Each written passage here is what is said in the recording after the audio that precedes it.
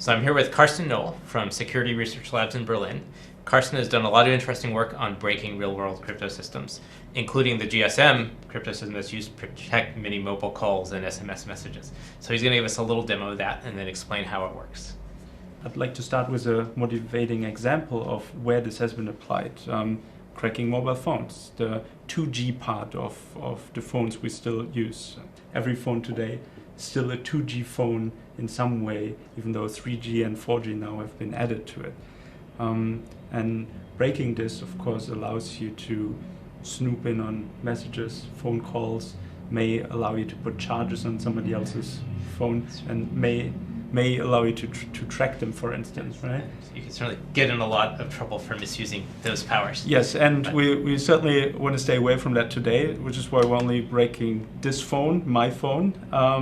And the demo I want to show is intercepting a text message sent to this phone. So something that is delivered to the phone in an encrypted form. The encryption function from 20 years ago, but some of these are still solid. DES, for instance, triple DES anyway. However, this one turns out to be weak, and how weak we'll show now. For this, I need a way of intercepting the phone communication with another phone. So, of course, every phone can record phone traffic.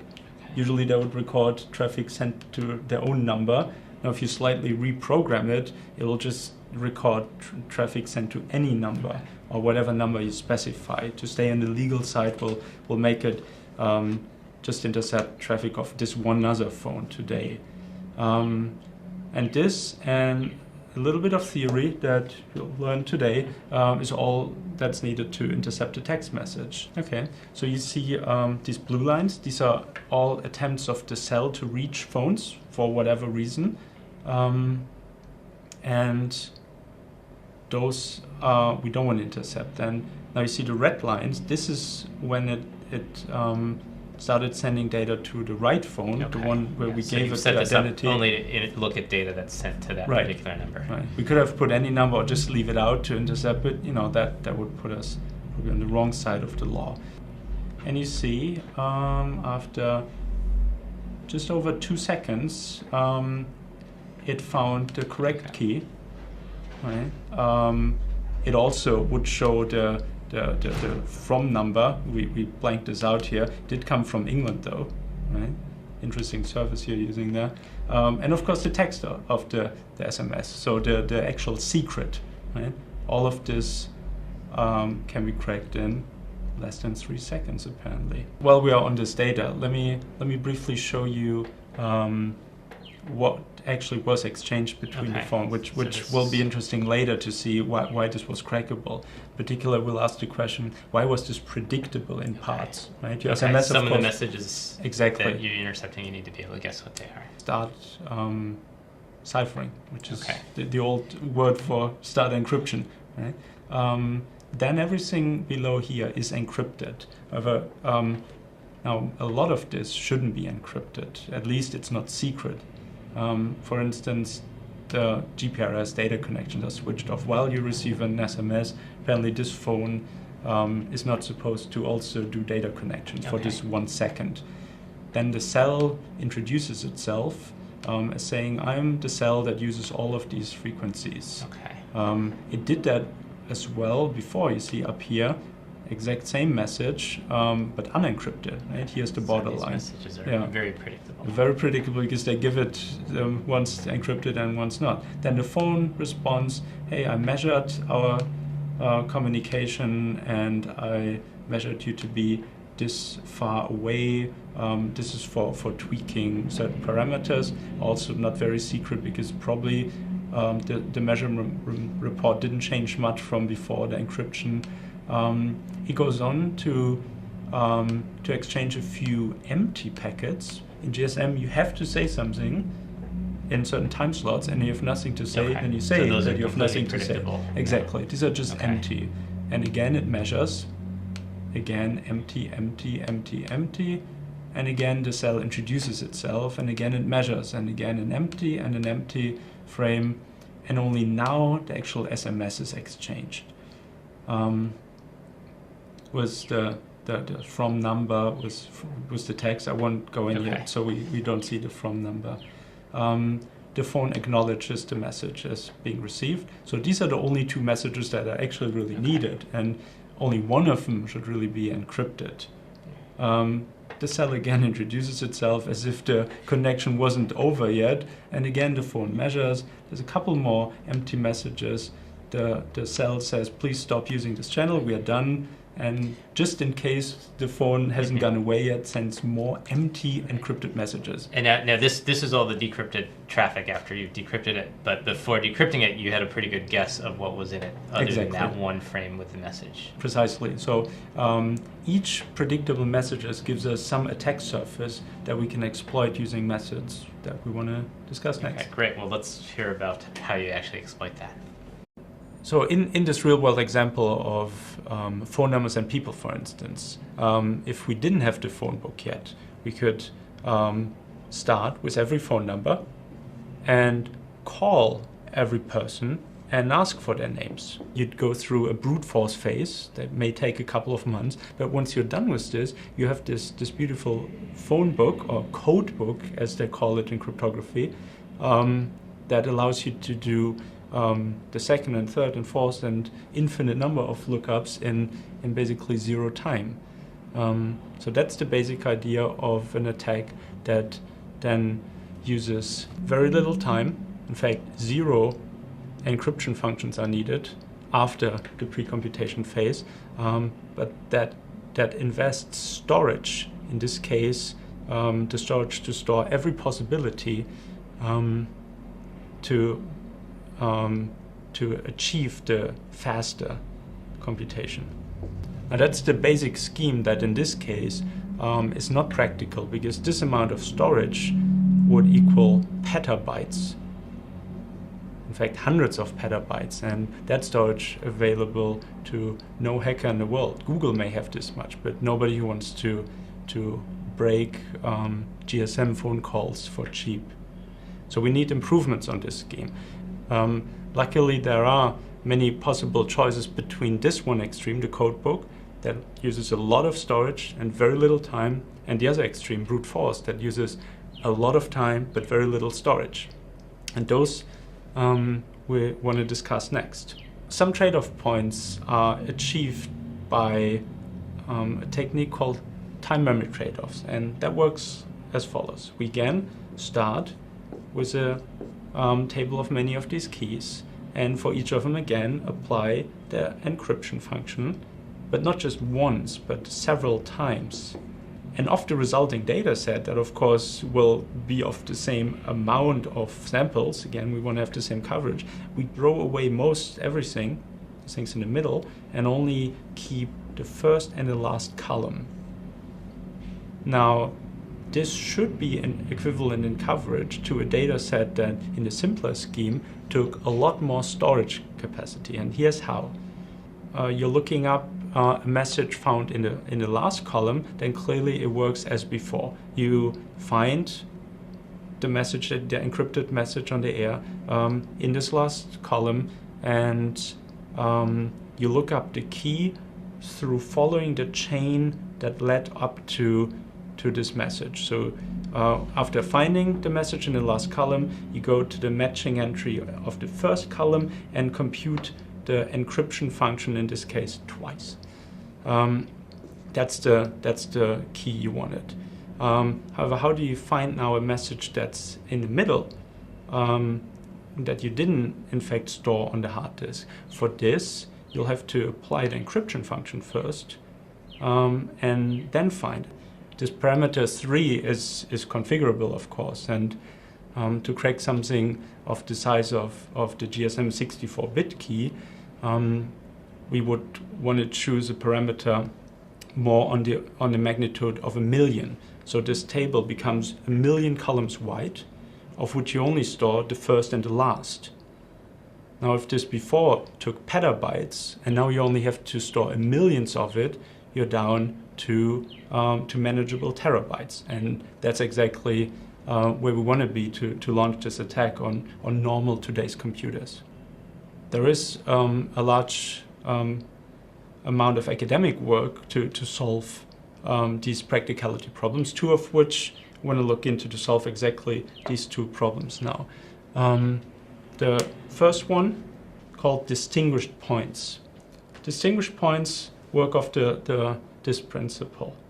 You again start with a large list of keys, and for each of these you start computing encryption functions.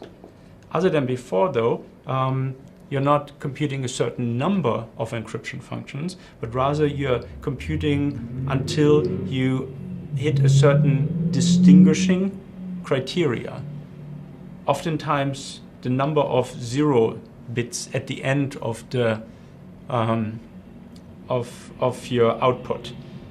Now, each of these computations may terminate very quickly or terminate very late, so they vary in length, the chains. The number of 0 bits, however, determines the average length. So instead of a square data set, so to say, where you have a stable height and a stable width, you get more zigzag data set where each line is of different lengths, but on average it will have the same coverage. Now this solves the hard disk bottleneck, because you don't have to go through your computation and chain link by chain link look up on the hard disk. You know that nothing that doesn't have the right number of zeros at the end will ever be stored on the hard disk. So you keep computing up to, let's say, on average 1 million, and only then you have to do one hard disk lookup.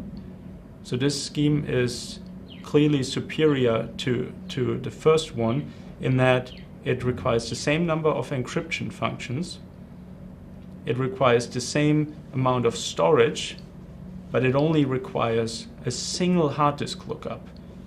Right? So really now you are at seconds, terabytes, and for the hard disk, probably milliseconds. Now solving the second bottleneck, the pre-computation expense, that's a little bit more tricky. And there's a technique needed that gives this whole project its name, so-called rainbow tables. Rainbow tables look as follows. You again start with a long list of keys, and you do the encryption function for each of these keys as before. And you go through all the colors of the rainbow, in this case 1 million different colors with 1 million different encryption functions, before terminating your chain. Whether or not you will need a high coverage very much depends on your attack scenario, of course. In GSM, for instance, as we saw before, there's a lot of different packets that are attackable. So maybe your coverage for each single one of them can be very low. And in fact, the project that we computed, the coverage is much smaller than 1%. And that's still enough to crack each transaction with a probability much above 80%. So the rainbow table helped us to some degree, but we actually mixed it with distinguished points to kind of mix the benefits of both. If we treat an encryption function as the one in GSM as something that takes a message, produces an encrypted message, and consumes a key to perform that, there are different ways in which you can make this resistant against time memory trade-offs. So 3 different mitigations. First, you can make the message unpredictable.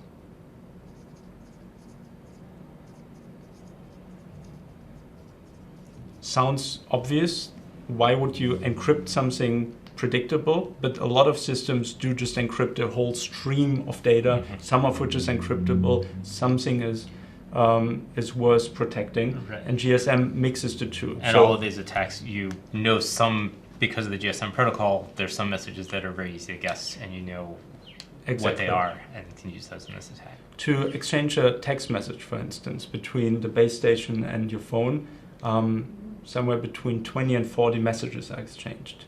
only one of which has the actual text message contents. Another one may have some unpredictable setup information. All the rest is just management information, encrypted though, and that management information is usually does it make sense as one solution to not encrypt the management information? Clearly, There's yeah. no And there's a standard extension. private data in that. There's a standard extension that suggests exactly that. But basically, the whole ecosystem would have to change to accommodate for that. So currently, just the encryption is switched on at some point, and everything thereafter is encrypted, be it predictable or not. There are measures, though, to make predictable messages more randomized, to create some wiggle room for how you send a message. And that's currently being deployed. Not in all networks, though. I've not seen one of the two American networks. You need to know that the base station is understanding if you change the protocol like that. The base station would have to change to go all the way of making all messages unpredictable, but even changing the base station controllers. Bigger installations that control dozens of base stations would do the job, and those are usually software updatable because they have to accommodate for usually faster connections all the time. Now, more secure connections they could do too, hasn't been seen too much yet. We do track that on gsmmap.org. So the second way, of course, of making a system uncrackable is to decrease the key size sufficiently so that none of these trade-offs leads to practical values anymore. And that is used, for instance, in 3G and 4G networks most of the time. And then a third way of protecting against these types of attacks that assume if you predict a message, you have a direct mapping between message out and key, is to introduce an auxiliary input. It's usually called either a nonce for random number or an initialization vector. And GSM, in fact, does have an initialization vector. So you would think that creating that it breaks the correlation between key and message, because now you'd have to compute your table separately for every nonce, and they are... This is sort of like adding salt to passwords to prevent dictionary attacks. This is the exact same system as adding salt. So this has been included in GSM. However, the nonce is only effective if the attacker has to go for the key to break the system. There are different encryption functions that are attackable with strand memory trade-offs in different ways, in particular for block ciphers. This protection measure works out of the box because a block cipher consumes the key, crunches it in complex ways, and outputs the message. Unlike stream ciphers, they take the key, do one small computation, do the same computation again, do the same computation again, in the case of GSM 100 times, and then output the message. So it becomes a function that's consistent of very many smaller functions, and the nonce is, of course, only inputted at the very beginning.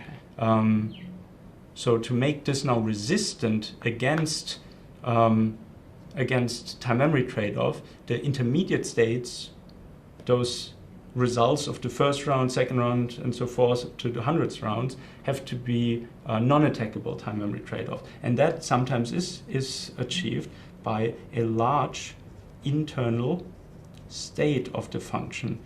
For instance, the GPRS functions or edge function, 2.5G networks, they also consume a 64-bit key, but they have an internal state of at least 96 bits. So that is a protection because now the attacker has to go for the key after all. However, if you use a small internal state, then the attacker can go to attack that internal state, and GSM falls exactly in this category.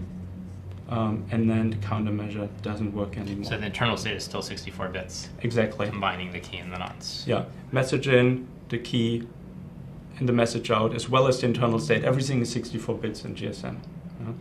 And of course, adding an internal state, a larger internal state, doesn't come at a great cost. It takes a few more flip-flops in a hardware implementation, or slightly larger words in the software implementation. So this didn't prevent the attack that you described, but the attack you showed us was actually better than this. That to do the end lookups would have taken hours.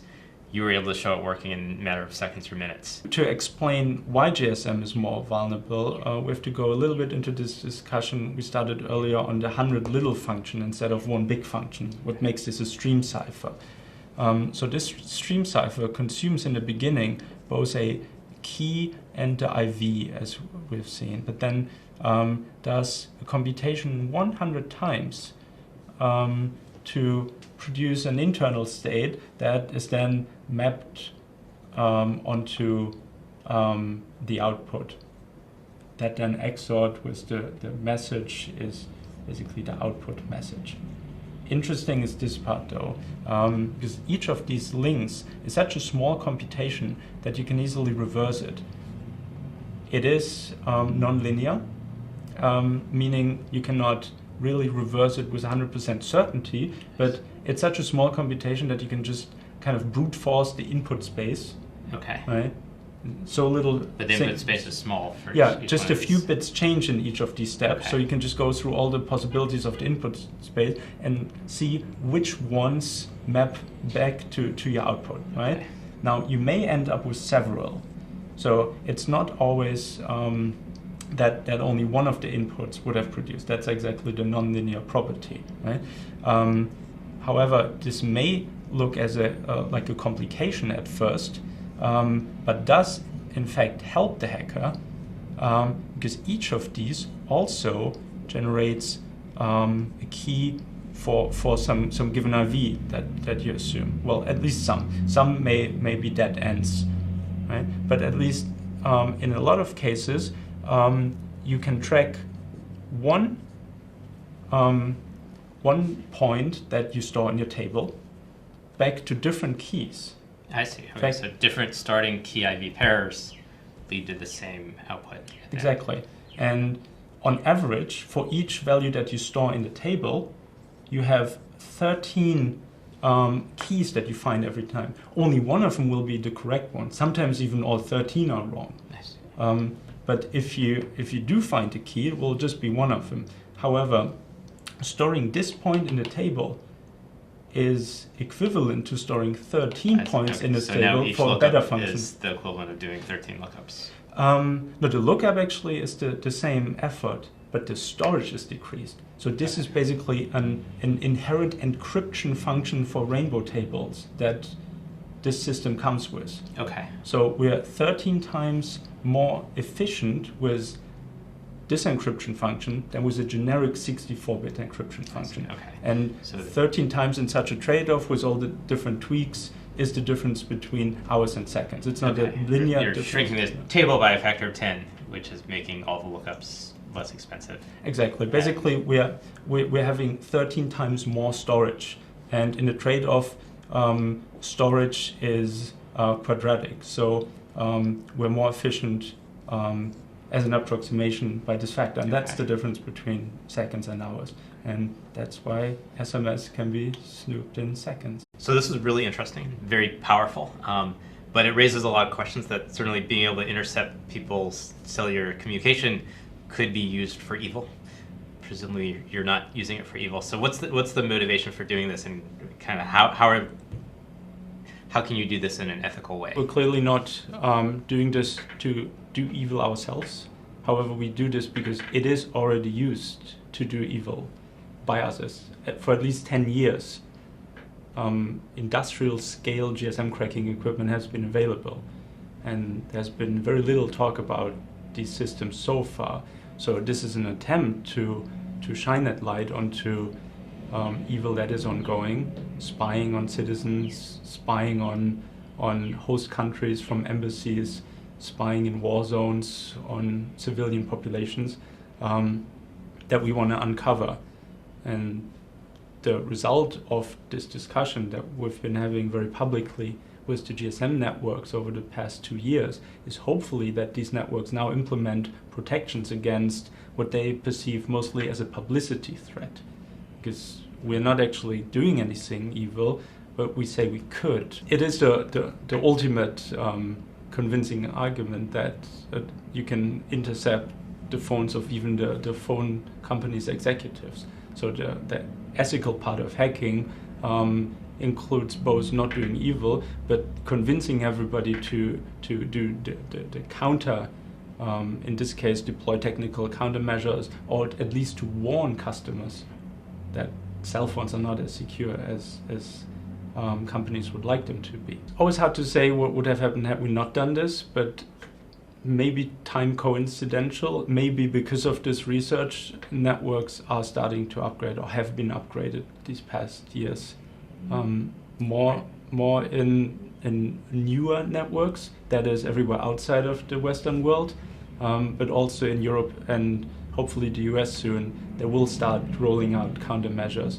And oftentimes they find that these countermeasures are little more than configuration changes, software patches, things that are overdue for many years. Technology 20 years old that has been upgraded many times, adding MMS and fast internet connections and visual voicemail and all these things, but the security hasn't been patched even once. Same works for the T-Mobile network here.